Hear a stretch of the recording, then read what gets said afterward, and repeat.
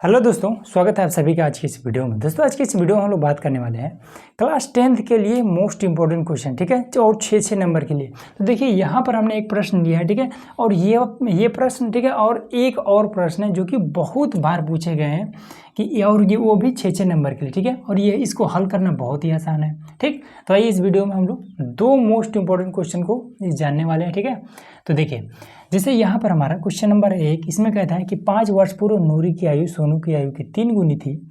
10 वर्ष पश्चात नूरी की आयु सोनू की आयु की 2 गुनी हो जाएगी। नूरी और सोनू की आयु कितनी है, ये चीज़ हमें बताना है। ठीक है, देखिए कितना आसान प्रश्न है। सबसे पहला चीज़ कि आपको क्या करना है कि गणित का ये नियम है कि जब कुछ भी चीज़ ना मालूम हो तो मान लेते हैं। ठीक है, तो यहाँ पर हम सबसे पहले लिखेंगे हल और शुरू हो जाना है तो लिखना है कि माना। ठीक है, तो क्या हमें नूरी और सोनू की आयु बताना है। ठीक है, तो लिखेंगे कि नूरी की आयु हमें नहीं पता है, मान लेते हैं कि x वर्ष है। क्लियर हो गया। उसके बाद से सोनू की आयु, सोनू का आयु तो हम मान लेते हैं कि y वर्ष है। ठीक, इतना हो गया। बस इसके बाद से आपको छोटा सा एक काम करना है, यहाँ पे लिखना है प्रश्नानुसार।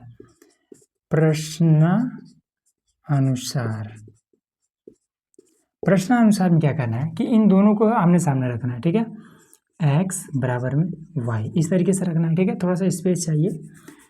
x बराबर में ये y। ठीक, अब इसमें क्या करना है, कह रहा है कि 5 वर्ष पूर्व का मतलब ये होता है कि इस समय इसकी उम्र कितनी है, नूरी की उम्र x वर्ष है और इस समय सोनू की जो उम्र है वो y वर्ष है। ठीक है, तो इसमें कह रहा है कि 5 वर्ष पूर्व का मतलब कि जितने वर्ष के इस समय है, इस समय 5 वर्ष पीछे जाना है। तो पीछे जाने के लिए क्या करना पड़ेगा, आपको माइनस करना पड़ेगा। ठीक है, तो 5 वर्ष हम दोनों में से माइनस कर देंगे, तो x माइनस का 5 कर देंगे और ये y माइनस का 5 कर देंगे। अब ये दोनों क्या हो जाएगा, 5 साल पीछे चले गए। अब इसके में क्या कहता है कि आयु कह रहा है कि 5 वर्ष पूर्व नूरी और सोनू की आयु सोनू की आयु की 3 गुनी हो जाएगी। ठीक है, इसमें कह रहा है कि 5 वर्ष पूर्व नूरी क्या हो जाएगी, सोनू की आयु का 3 गुना हो जाएगी, मतलब नूरी बड़ी हो जाएगी। ठीक, अब देखिए इसमें आपको यहाँ पर क्या कह रहा है 3 और यहाँ पर गुनी, तो ये वाला चीज़ जहाँ पर आपको आ जाए समझ जाना कि गुणा करना है 3 से। किस में गुणा करना है, तो इसमें देखिए जिसकी उम्र कम होगी उसी में आपको 3 से गुणा करना पड़ेगा। ठीक है, तो नूरी तो 3 गुना हो जाएगी, मतलब नूरी बड़ी है। सोनू की उम्र छोटी है तो सोनू की उम्र में हमें क्या करना है, गुणा करना है। ठीक है, तो यहाँ पर हम तो y है सोनू, तो इसी में हम 3 से गुणा कर देंगे, बस कंप्लीट हो गया। देखिए x माइनस का 5 लिखिए बड़ा से, और ये इसका इसमें गुणा कर दीजिए तो 3y हो जाएगा, 3 5 15 हो जाएगा। अब ये वाला इस इधर ले आ दीजिए। ठीक है, तो ये हो जाएगा कि x माइनस का हो जाएगा 3y। ठीक है, और माइनस का इधर 15 है, इसको इधर लेके चले आइए तो प्लस में हो जाएगा, तो ये हो जाएगा x माइनस का 3y और इसको घटा देंगे तो माइनस हो जाएगा 10। सिंपल, ये वाला आपका एक समीकरण तैयार हो गया। क्लियर। अब आइए दूसरा कंडीशन, द्वितीय शर्तानुसार, तो यहाँ पर लिख लेंगे कि द्वितीय शर्तानुसार।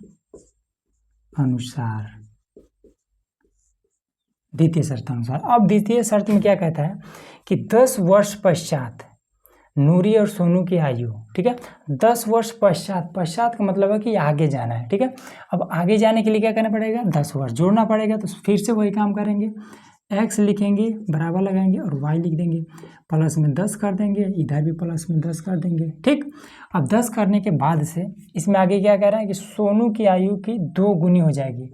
गुनी अब इसमें भी आ गया, 2 इसमें भी है। ठीक है, तो बड़ा कौन है, तो नूरी बड़ी है, सोनू छोटा है, तो जो छोटा है उसी में 2 से गुणा कर देंगे। सिंपल, ये भी कंप्लीट हो गया। तो ये हो जाएगा x प्लस में 10 बराबर में 2 से इसमें गुणा करेंगे तो 2y हो जाएगा, प्लस में 10 दूना हो जाएगा 20, इसको इधर बुला लेंगे तो x माइनस का 2y और इधर आपका 20 है, अब इसको इधर बुला लेके चले जाएंगे तो ये हो जाएगा 10, तो x माइनस का 2y बराबर में ये हो जाएगा 10। सिंपल, ये वाला आपका समीकरण 2 रेडी हो गया। ठीक, अब दोनों समीकरणों को घटा देंगे।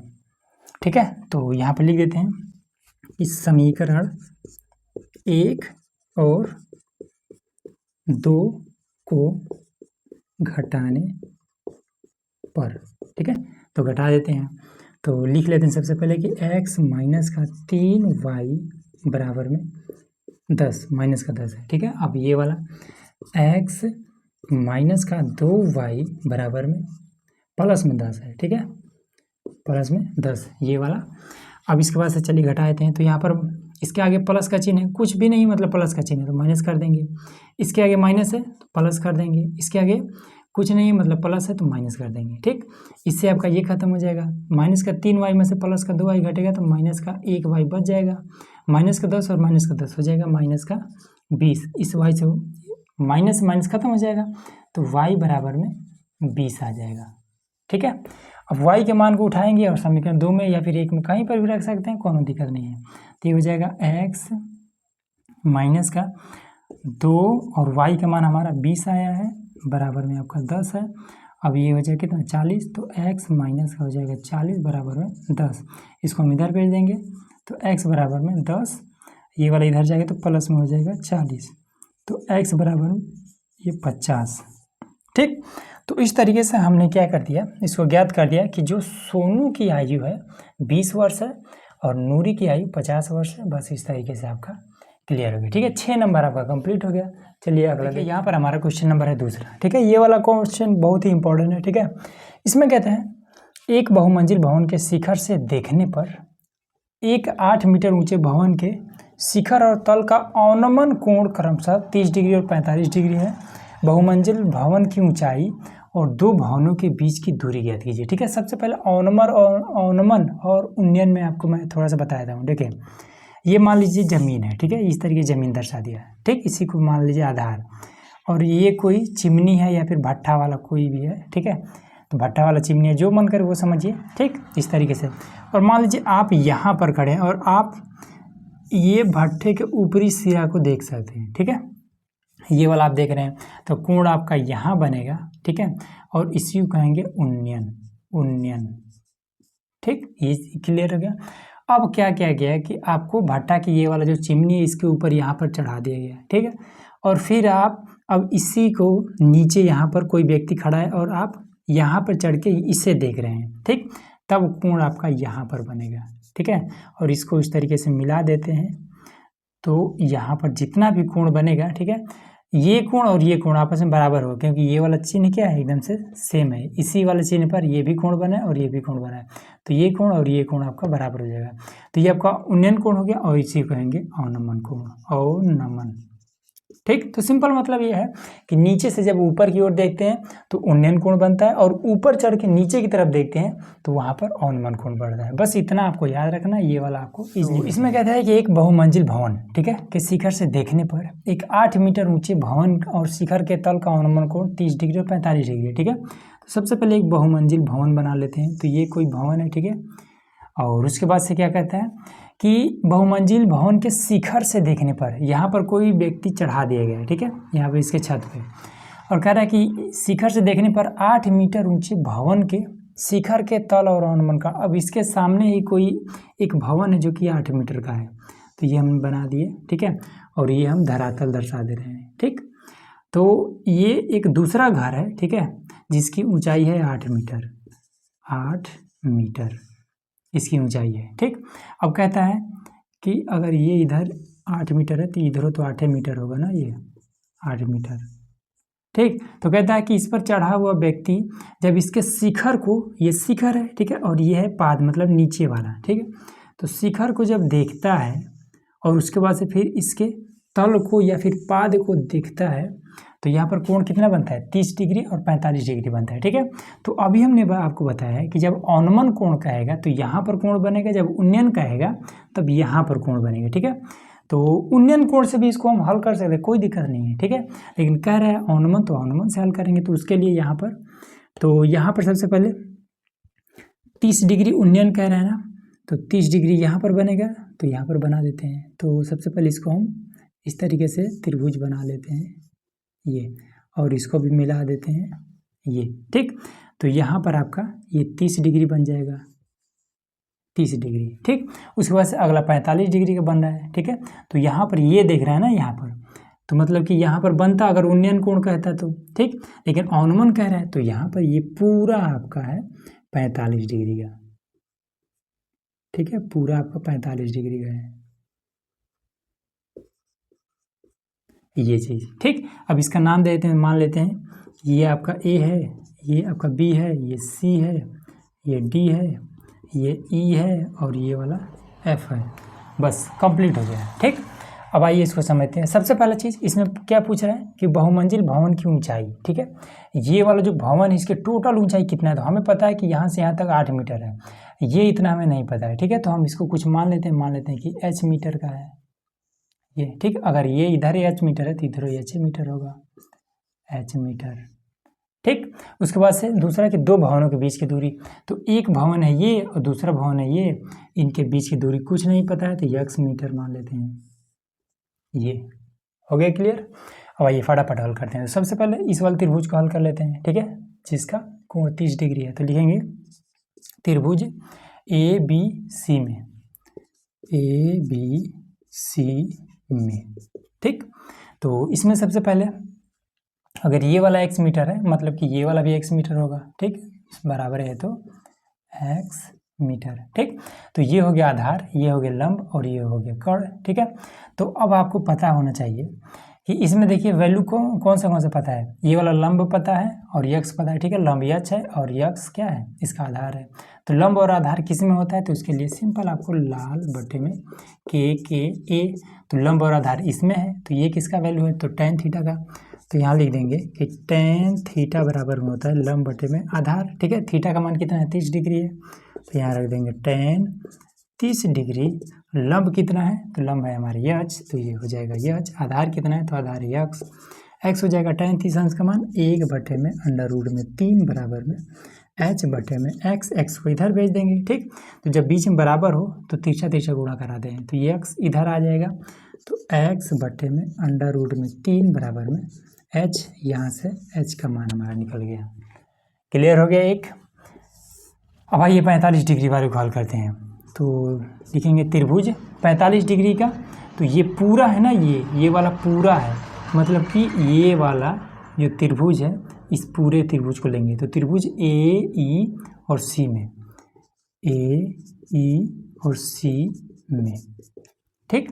तो इसमें भी क्या है, ये पूरा हमारा लंब है और ये वाला आधार है, ठीक है। तो पूरा लेंगे तो लंब और आधार tan में मिलता है, तो लिखेंगे कि tan थीटा का स्थान पर इस बार 45 लेंगे, तो 45 बराबर में, तो लंब कितना है, तो 8 मीटर प्लस में h मीटर, पूरा लंब है तो 8 और प्लस में h, आधार कितना है, x है।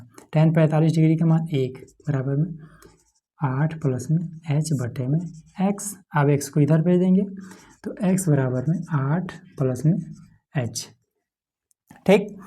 अब यहाँ पर हमारा h का मान इतना आया हुआ है, ठीक है, तो यहाँ पर रख देंगे, तो ये हो जाएगा x बराबर में 8 प्लस में h का मान कितना है, x बटे में √3, तो x बटे में √3।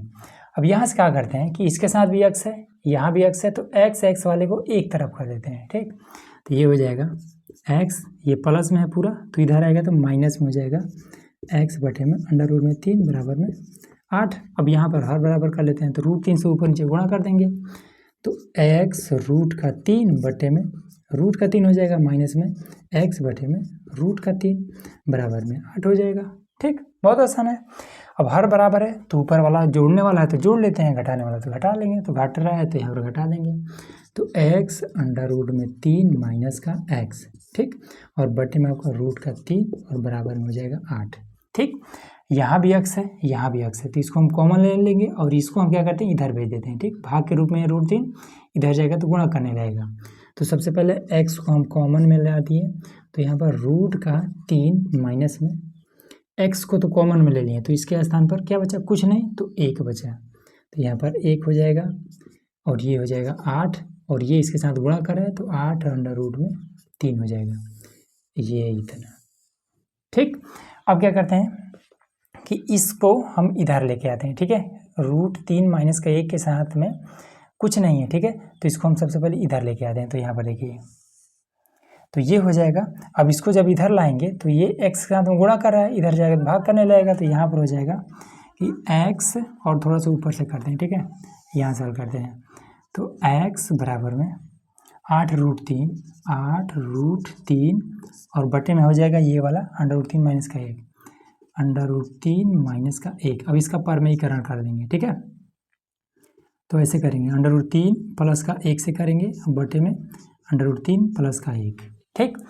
अब इसका गुणा इसमें कर देंगे, तो ये इसके साथ गुणा करेगा तो हो जाएगा कितना, x बराबर में 8√3 गुणे में √3, ठीक है। फिर इसका गुणा इसके साथ करेंगे तो प्लस में 8√3 का गुणा 1 के साथ 8√3 और बटे में ये वाला, इस पर एक फॉर्मूला अप्लाई करेंगे, ठीक है। तो देखिए आपको पता होगा a प्लस का b, a माइनस का b बराबर होता है a² माइनस का b², ठीक है। तो यहाँ पर भी देखिए a माइनस का b, a प्लस का b, तो ये हो जाएगा a² मतलब कि √3 का स्क्वायर माइनस b² मतलब कि 1 का स्क्वायर, ये हो जाएगा, ठीक। अब इसके बाद से √3 का गुणा √3 के साथ जब होगा तो ये कितना हो जाएगा, 3 हो जाएगा, ठीक। √3 गुणे √3 आपका 3 हो जाता है, 3 का गुणा इसके साथ तो 8 तरीके 24 हो जाएगा, तो यहाँ पर हो जाएगा 24, ये प्लस में 8√3 और बटे में आपका कितना हो जाएगा, इसके वजह से रूट खत्म हो जाएगा तो 3 में से 1 घटाएंगे तो आपका 2 बच जाएगा, ठीक। अब इसके बाद से यहाँ से हम 2 भी कॉमन ले सकते हैं, ठीक है, ताकि ये कट जाए, मन कहे तो 8 पूरा कॉमन ले लीजिए, तो 8 कॉमन ले लेते हैं ताकि आपको कन्फ्यूजन हो। अब 8 कॉमन हुआ तो यहाँ से 8 कॉमन करेंगे, कितना हो जाएगा, 8 तरीके 24, 3 बच जाएगा। फिर यहाँ से पूरा कॉमन हो चुका है तो प्लस में √3 बचा हुआ है, ठीक है। बटे में यहाँ पर 2 है, 2 से आपका ये कट जाएगा 4 बार में, तो 4 और 3 प्लस में √3, ये आपका x आ गया। तो दूरी आपका ये निकल चुका है, ठीक है। यहाँ से यहाँ तक की जो दूरी है वो ये वाला इतना आ गया है, ठीक। अब टोटल लंबाई इसकी, ठीक है, ये वाला ऊंचाई निकाल लेते हैं।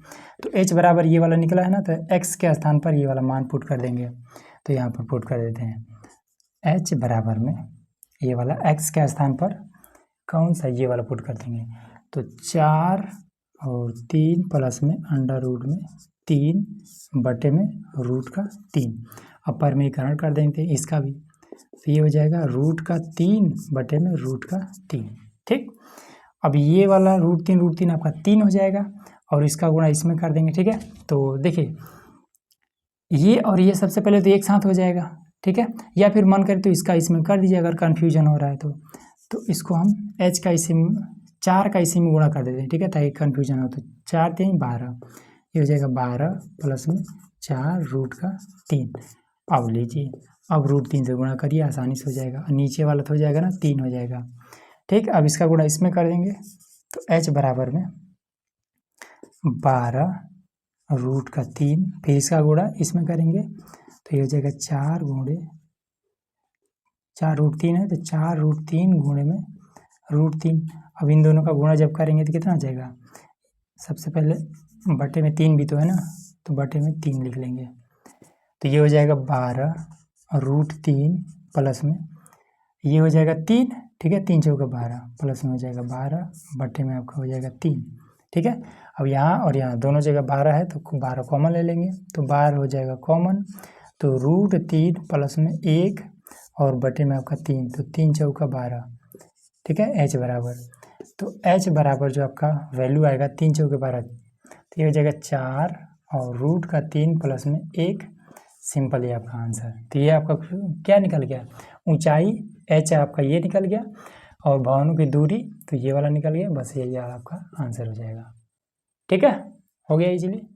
तो इस तरीके से दोस्तों हमने 6 नंबर के लिए 2 आपको प्रश्न बता दिए, ठीक है। तो उम्मीद है कि ये सारी चीज़ आपको इजीली समझ में आएगा और इसी तरीके के और भी हम लोग क्वेश्चन को लाने वाले हैं, ठीक है। तो उसके लिए चैनल को सब्सक्राइब जरूर कर लीजिएगा ताकि जब अगला वीडियो आए तो उसका नोटिफिकेशन आपको एकदम से इजीली मिल जाए, ठीक है। तो चलिए मिलते हैं नेक्स्ट वीडियो में।